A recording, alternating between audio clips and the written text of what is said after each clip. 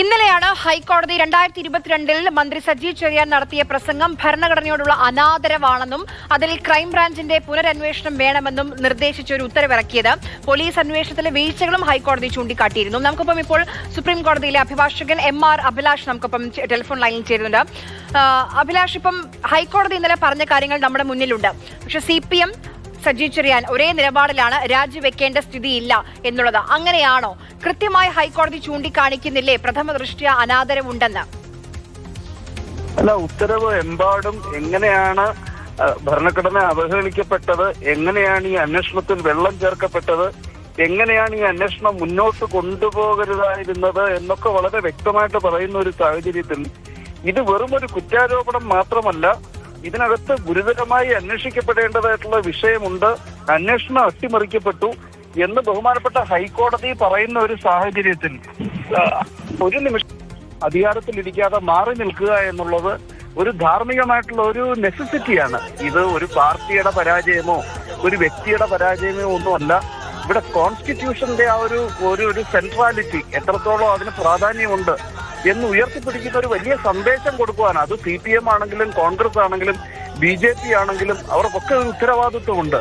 അപ്പൊ തത്വാധിഷ്ഠിതമായ നിലപാടുകളെ അടിസ്ഥാനത്തിൽ അദ്ദേഹത്തിന്റെ രാജി ആവശ്യപ്പെടുന്നതിന് പകരം ഈ ഒരു നിമിഷം അദ്ദേഹം ധാർമ്മികത ഒരിക്കൽ പ്രകടിപ്പിച്ചതല്ലേ എന്ന് പറയുമ്പോൾ ഭരണഘടന ഒരിക്കൽ മാത്രം മാനിക്കപ്പെടേണ്ടതാണോ? അദ്ദേഹം അധികാരത്തിലിരിക്കുമ്പോൾ എങ്ങനെയാണ് ക്രൈംബ്രാഞ്ചിന് നീതിയുക്തമായിട്ട് അന്വേഷണം നടത്താൻ കഴിയുക?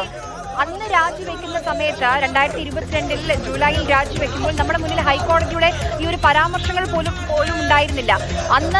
അന്നത്തേക്കാൾ ഗുരുതരമായ ഒരു സാഹചര്യത്തിലല്ലേ ശരിക്കും സജി ചെറിയാൻ ഇന്ന് വന്ന് നിൽക്കുന്നത്?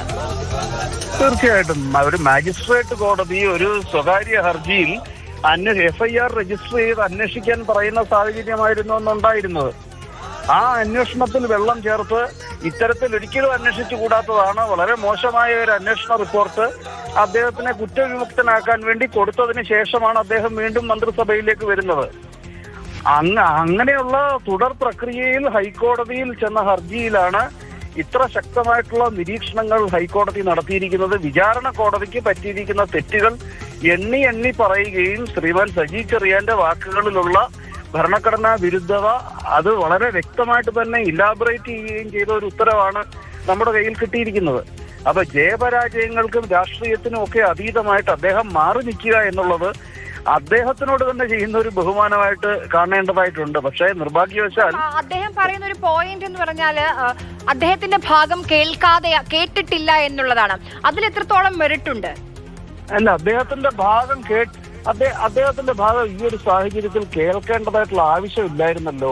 കാരണം തുടരന്വേഷണം വേണമോ വേണ്ടയോ എന്നുള്ള ഒരു വിഷയത്തിൽ തുടരന്വേഷണം നടത്തേണ്ടത് സർക്കാരാണിരിക്കെ അദ്ദേഹം കൂടെ ഭാഗമായിട്ടുള്ള സർക്കാരിനെ കേട്ടിട്ടുണ്ടെങ്കിൽ അദ്ദേഹത്തിനെ പ്രത്യേകം കേൾക്കേണ്ടത് എന്താണ് അവിടെ ആവശ്യം എന്ന് മാത്രമല്ല, അദ്ദേഹത്തിനെ കേൾപ്പിക്കേണ്ടതായിട്ടുണ്ടെങ്കിൽ ഹൈക്കോടതിയിൽ പോയി പറയാൻ കഴിയുമായിരുന്നല്ലോ. ഒരു പ്രൈവറ്റ് സിറ്റിസൺ അല്ലല്ലോ അദ്ദേഹം മന്ത്രിസഭയുടെ ഭാഗമായിട്ടിരിക്കുന്ന ശ്രീ സജി ചെറിയാൻ. അദ്ദേഹത്തിനെ കോടതി കേൾക്കണമെന്നും കോടതിയിൽ വ്യവഹാരമുണ്ടെന്നും അദ്ദേഹത്തിന് അറിയാമായിരുന്നു.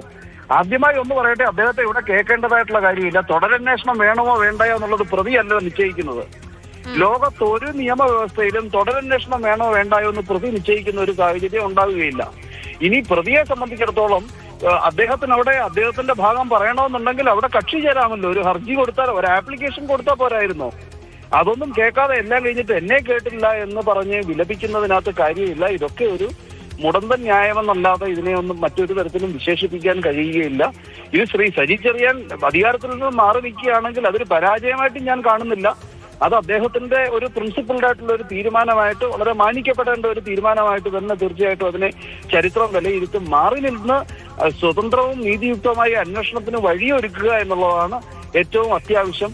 അത് എല്ലാവരുടെയും ആവശ്യമാണ്. ആ ഒരു മാന്യത രാഷ്ട്രീയം കലർത്താതെ ഈ ഒരു സാഹചര്യത്തിൽ പ്രകടമാക്കേണ്ടത് എല്ലാ രാഷ്ട്രീയ പാർട്ടികളുമാണ്, പ്രത്യേകിച്ചും അധികാരത്തിലിരിക്കുന്ന പാർട്ടി.